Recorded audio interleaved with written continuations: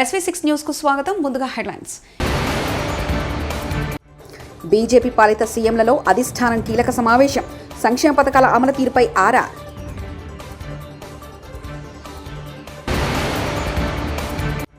సగం సీట్లలో డిపాజిట్లు రాని భారస గురించి ఇప్పుడెందుకు? కోమటిరెడ్డి. హర్యానా గవర్నర్ బండారు దత్తాత్రేయ నివాసానికి మాజీ ఉపరాష్ట్రపతి వెంకయ్యనాయుడు.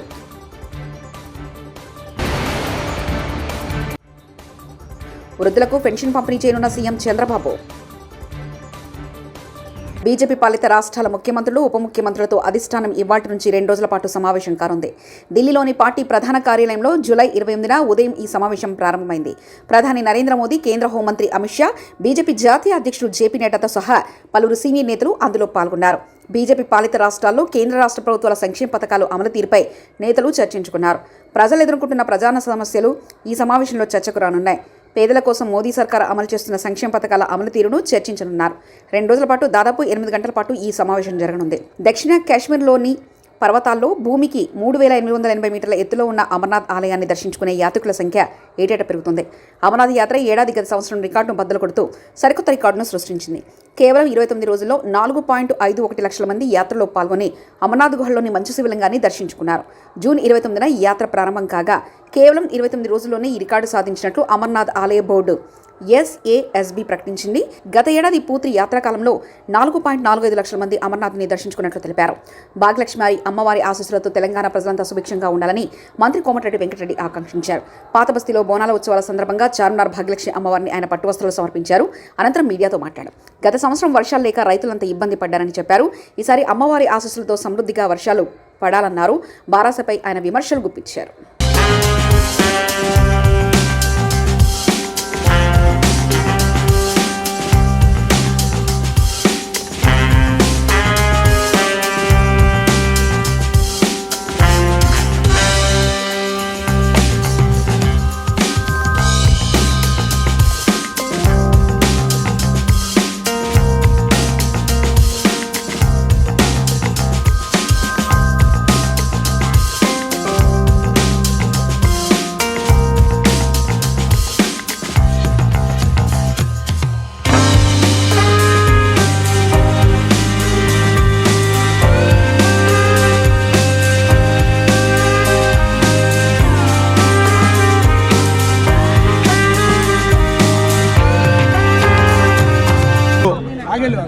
భాగ్యలక్ష్మి అమ్మవారి బోనాల సందర్భంగా ప్రభుత్వ పరంగా అమ్మవారి బోనాలు ప్రారంభించడానికి గౌరవ ముఖ్యమంత్రి గారు ఇక్కడ అందరు ముఖ్యమైన మంత్రులందరూ కూడా కొన్ని దేవాలయాల్లో శాస్త్రోక్తంగా మొదటిసారి ఈ విధంగా కార్యక్రమాలు చేపడుతున్నాం. ఈ భాగ్యలక్ష్మి అమ్మవారి ఆశీస్సులతో తెలంగాణ ప్రజలందరూ, పట్టణ ప్రజలందరూ కూడా సుఖ సంతోషాలతో ఉండాలని అమ్మవారిని కోరుకోవడం జరిగింది. వర్షాలు కూడా బాగా పడుతున్నాయి. ప్రభుత్వం కూడా దాదాపు 11 లక్షల మంది రైతులకు 7,000 కోట్ల రుణమాఫీ చేసినాం. ఇంకో వారం రోజులలో మరొక 15,000 కోట్ల రుణమాఫీ చేయబోతున్నాం. ఆ తర్వాత మరొక 2 లక్షల రుణమాఫీ చేసి తెలంగాణ ప్రజలు బీదరికరించి బయటపడి అందరూ కూడా మంచిగా ఉండాలని ఆ కోరికతోనే తెలంగాణ రాష్ట్రం వచ్చిన సంగతి మీ అందరికీ తెలుసు. మీ అందరికీ చూసి 3 రోజుల కింద ప్రవేశపెట్టిన బడ్జెట్లో 10,000 కోట్లు మన తెలంగాణ చరిత్రలో కంబైన్డ్ ఆంధ్రప్రదేశ్ ఉన్నప్పుడు కూడా 10,000 కోట్లు ఎప్పుడు హైదరాబాద్ పెట్టలే.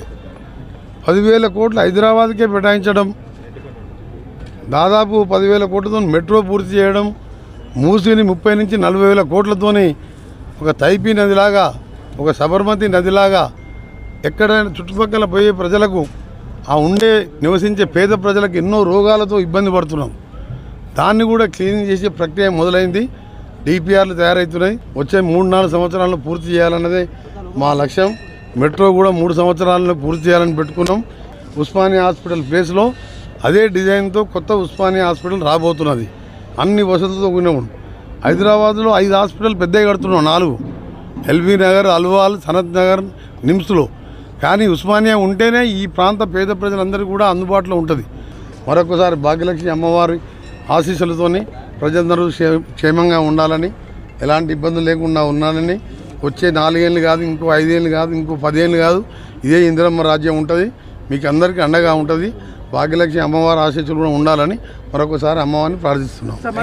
మనం ఇలా బోనాలు అంటే చాలా ప్రతిష్ఠితమైన పండుగ. భాగ్యలక్ష్మి అమ్మవారు అంటే ఇంకా ఎంతో పవిత్రమైన మహిమగల అమ్మవారు. ఈ సమయంలో తెలంగాణ ప్రజలు సాంప్రదాయ బోనాల పండుగ సందర్భంగా ప్రజలకు మాజీ ఉపరాష్ట్రపతి వెంకయ్య నాయుడు హృదయపూర్వక శుభాకాంక్షలు తెలిపారు. బోనాల పండుగను పురస్కరించుకుని హైదరాబాద్ రామ్నగర్లోని హర్యానా గవర్నర్ బండారు దత్తాత్రేయ నివాసానికి వెంకయ్యనాయుడు విచ్చేశారు. సమాజంలోని ప్రజలందరూ సుఖ సంతోషాలతో ఉండాలని, అందరి కుటుంబాలు ఆనందం వెల్లివిరియాలని వెంకయ్యనాయుడు ఆకాంక్షించారు. ఈ సందర్భంగా వెంకయ్యను బండారు దత్తాత్రేయ సెలవుతో సత్కరించారు.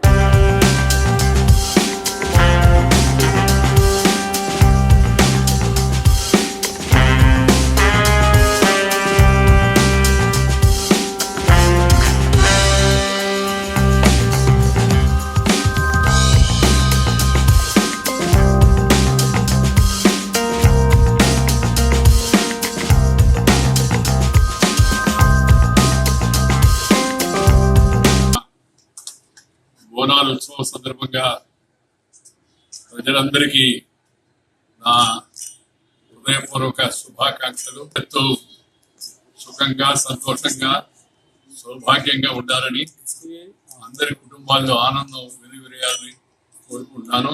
ఈ సందర్భంగా పెద్దలు శ్రీ బండారు దత్తాత్రేయ గారు వారి కుమార్తె మీరు కొత్తగా నిర్మించిన గృహ ప్రవేశం సందర్భంగా ఇచ్చారు. వారికి సందర్భంగా ధన్యవాదాలు, వారికి శుభాకాంక్షలు తెలియజేస్తున్నాను. నేను ఈరోజు హైదరాబాద్ నగరంలో ఉండబట్టి ఇక్కడికి వచ్చేందుకు అవకాశం వచ్చింది. అందువల్ల వారి కుటుంబ సభ్యులందరూ కూడా పేరు పేరున అందరికీ నేను శుభాకాంక్షలు తెలియజేస్తాను. అలాగే ఈరోజు నేను ఇక్కడికి వస్తున్నానని తెలిసి సార్ ఇంటికి వచ్చిన మన మీడియా మిత్రులందరికీ కూడా మీ కుటుంబ సభ్యులందరికీ బోనాలు శుభాకాంక్షలు. ముఖ్యమంత్రి చంద్రబాబు నాయుడు సత్యసాయి జిల్లా పర్యటన ఖరారైంది. ఆగస్టు 1వ తేదీన మడకసిరి నియోజకవర్గం గుండుమలలో సీఎం పర్యటించనున్నారు. ఆ రోజు వృద్ధులకు పెన్షన్ల పంపిణీ చేయనున్నారు. చంద్రబాబు పర్యటన నేపథ్యంలో ఏర్పాట్లపై జిల్లా కలెక్టరేట్ అధికారులు, ప్రజాప్రతినిధులతో ఆదివారం ప్రత్యక్ష సమీక్ష జరిగింది. ఈ సమావేశానికి బీసీ సంక్షేమ శాఖ మంత్రి సవిత, ఎమ్మెల్యేలు ఎంఎస్ రాజు, సింధూరారెడ్డి, కందికుంట వెంకటప్రసాద్, జిల్లా కలెక్టర్ చేతన్, ఎస్పీ రత్న తదితరులు హాజరయ్యారు. బీఆర్ఎస్ ఎఫెక్ట్ నందిమేడారం మోటార్లో ఆన్ కాళేశ్వరం ప్రాజెక్టులో అంతర్భాగమైన నందిమేడారం పంప్ హౌస్ నుంచి నిన్న నీటిని విడుదల చేసిన ప్రభుత్వం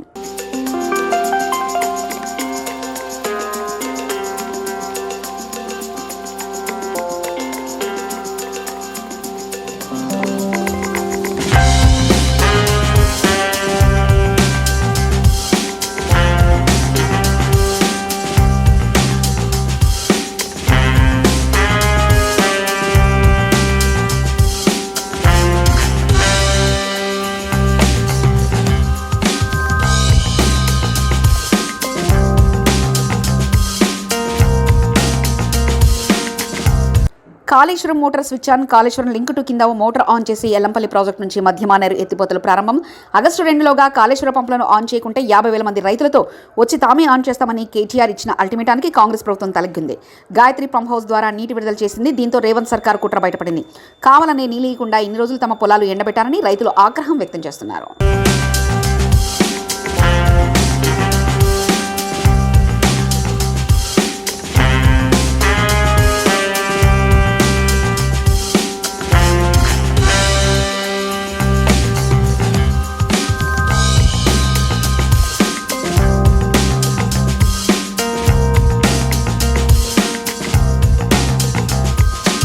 ములుగు జిల్లా వాజేడు మండలంలోని చీకుపల్లి గ్రామం తివార్లో ఉన్న బొగత జలపాతం ఉధృతంగా ప్రవహిస్తుంది. గత వారం రోజులుగా కురుస్తున్న వర్షాలకు దట్టమైన పామునూరిడి అడవి ప్రాంతంలో కొండాకోలం నుంచి జాలువారిన వర్షపు నీరు వాగులు, వంకల ద్వారా ప్రవహిస్తూ బొగత జలపాతం వద్దకు భారీగా వరద చేరుకుంటుంది. ప్రవాహ ఉధృతి పెరిగిన నేపథ్యంలో బొగత జలపాతం దృశ్యాలను వీక్షించేందుకు పర్యాటకులను అటవీ శాఖ అధికారులు అనుమతించడం లేదు.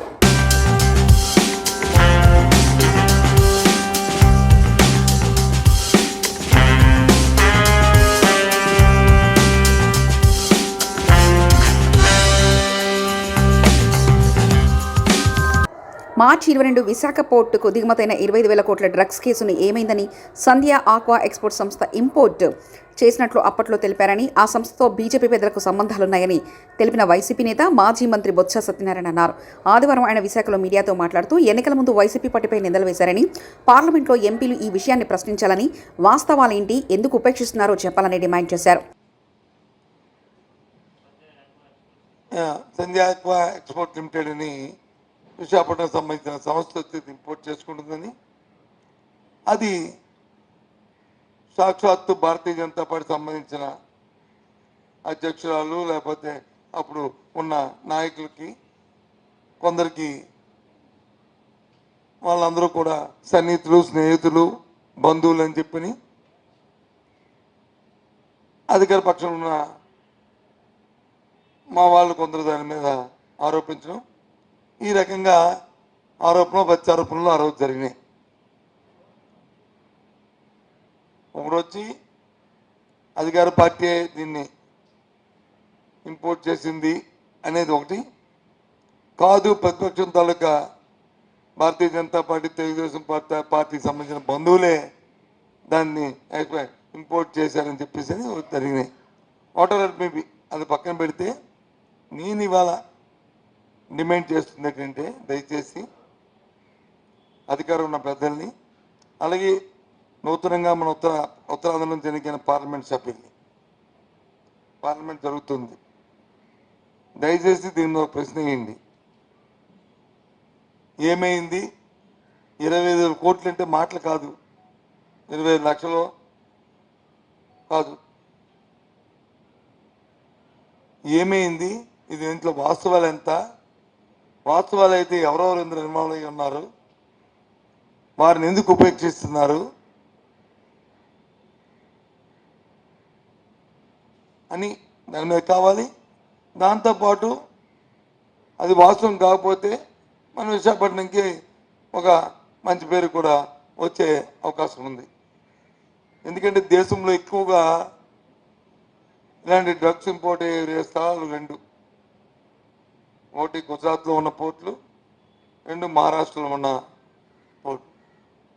ఆంధ్రప్రదేశ్కి ఎప్పుడు ఇలాంటి లేదు, కానీ ఇది వచ్చింది. కాబట్టి దయచేసి దీన్ని రాజకీయ ఉద్దేశం, రాజకీయ కోణంలో రాజకీయ దురుద్దేశాలు ఆపాదించకుండా చిత్తశుద్ధి ఉంటే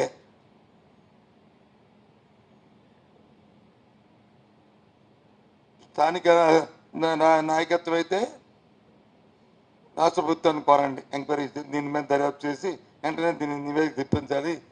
మదనపల్లె సబ్ కలెక్టర్ కార్యాలయం ముందు ఆదివారం ఉదయం మీడియాతో మాట్లాడుతున్న కేంద్ర మాజీ మంత్రి చింతామోహన్.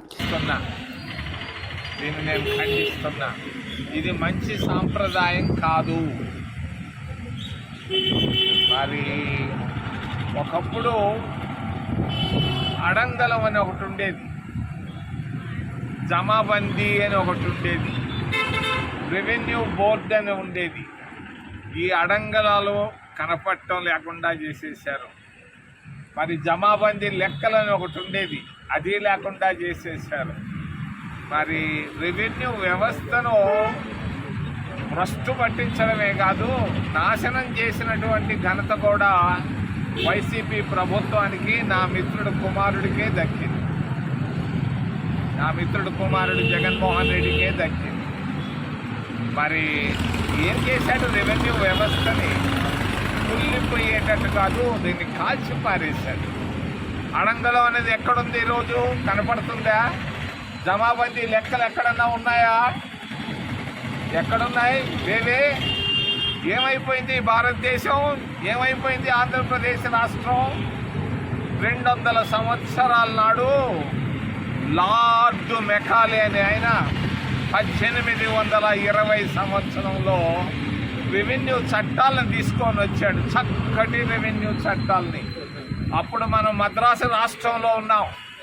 మద్రాసు రాష్ట్రంలో ఆంధ్రప్రదేశ్ కలిసి ఉన్నప్పుడు తీసుకొచ్చినటువంటి చట్టాల వల్ల మరి జమాబందీ లెక్కలు, అడంగలాలు వచ్చాయి. బీజేపీ పాలిత సీఎంలలో అధిష్టానం కీలక సమావేశం. సంక్షేమ పథకాల అమలు తీరుపై ఆరా.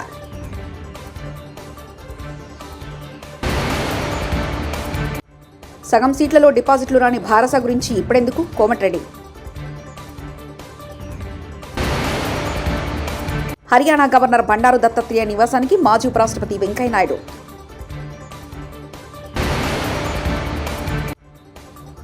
వృద్ధులకు పెన్షన్ పంపిణీ చేయనున్న సీఎం చంద్రబాబు.